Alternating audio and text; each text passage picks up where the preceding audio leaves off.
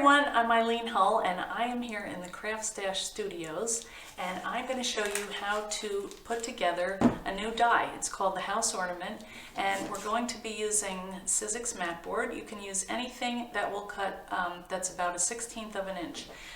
The die is called House Ornament, like I said, and what it is designed for is to make a little ornament. It can also, you can kind of chop it up and use the pieces for other things. So I'm going to show you how to put it together and then I have some really cool samples to show you. Alright, so I need the die, the mat board. I'm going to be using my blade here and a glass mat so that we're going to chop off one of the tabs. And then we also need some strong double-sided adhesive to put it together. Right, so now it's time to die cut our house ornament. And you won't be able to probably see the different parts to the die, so I'm going to cut that first and then we'll take a look at them because I want to show you a trick that will help you get one house ornament out of one piece of mat board. So we're just going to sandwich everything. We have the extended cutting pad, the die, the mat board, and top cutting pad. I'm just going to send that through my machine.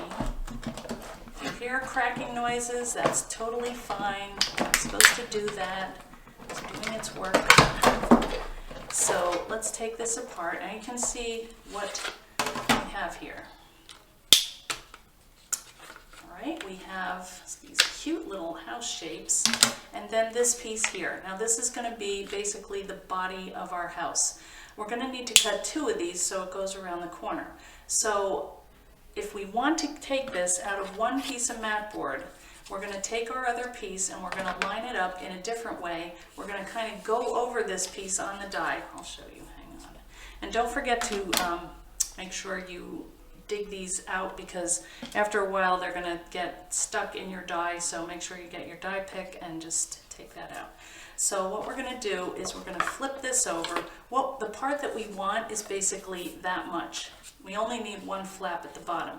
So I'm going to just line that up there and I'm going to run it through again. And that way you've saved yourself a piece of mat board.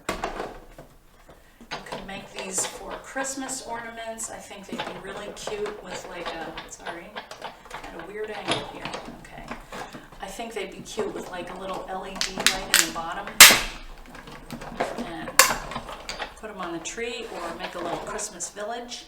Alright, so let me show you how this is going to come out.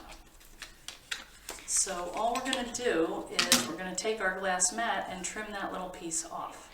So the next thing we're going to do is, like I said, we're just going to chop off this little tab.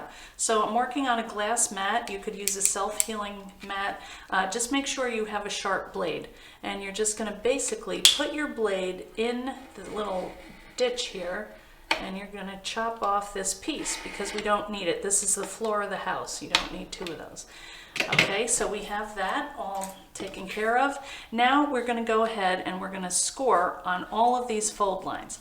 Now normally what I do is I take this and lay it over the edge of a table. The important thing to remember is you want to apply even pressure when you're folding them over.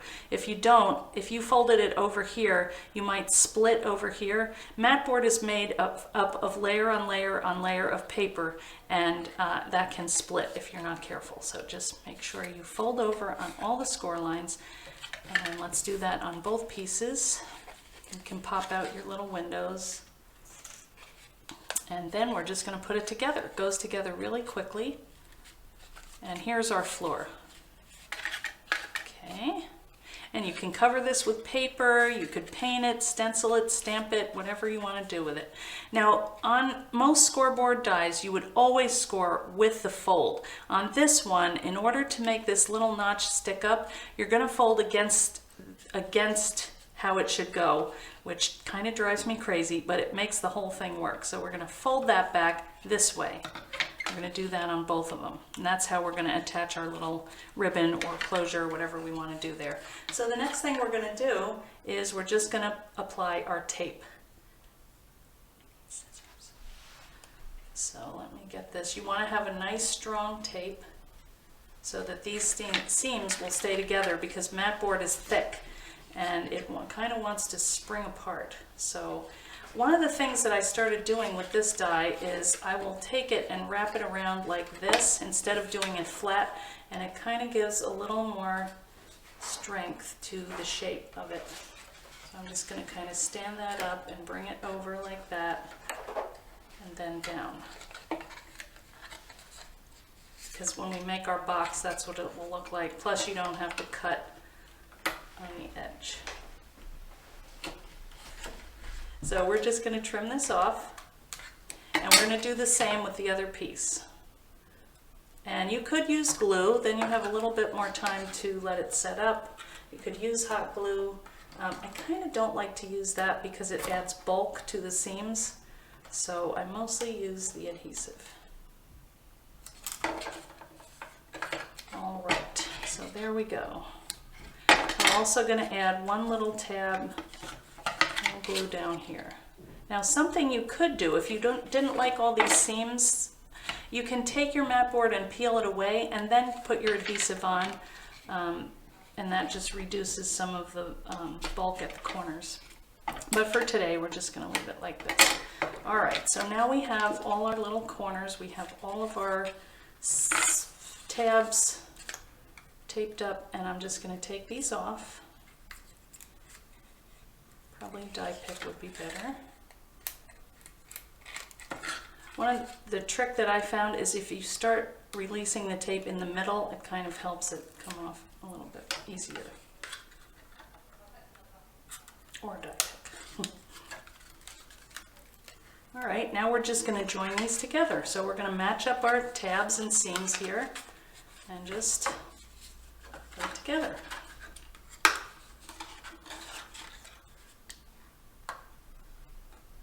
And you're going to kind of look for this seam here so you know where to place it. That will come up here.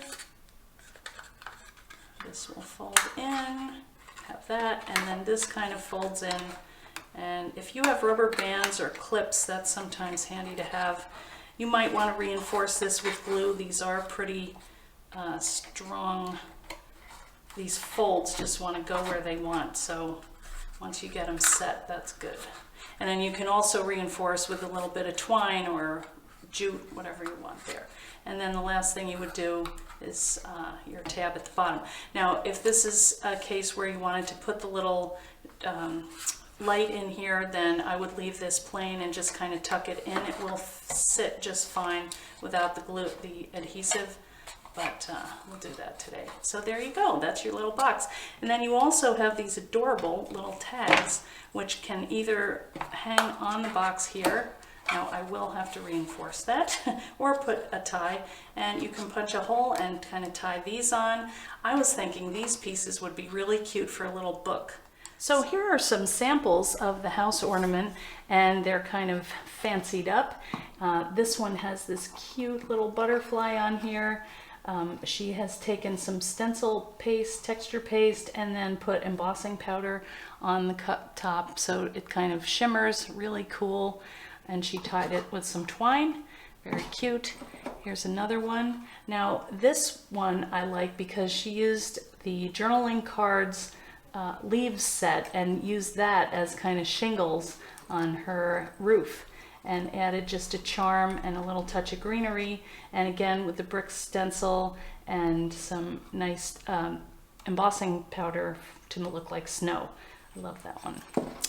Here's another one. This is one that I made out of a cardboard box. It's kind of designed to look like a beach shack, and I just again took embossing powder, did 2 different colors on it, and it's really rough and primitive, but I think it's just a fun little beach cottage, and that would look cute on your mantle.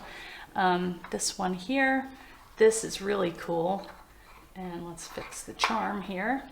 And this one is painted and stamped, and then it's that is a die cut shape of the flower, and then it's kind of cool because it's a reversal of what you would think. Usually the flower is colored and the background is neutral, but here they've reversed it, and so I really like how that looks. And it says "Say It All." There you go.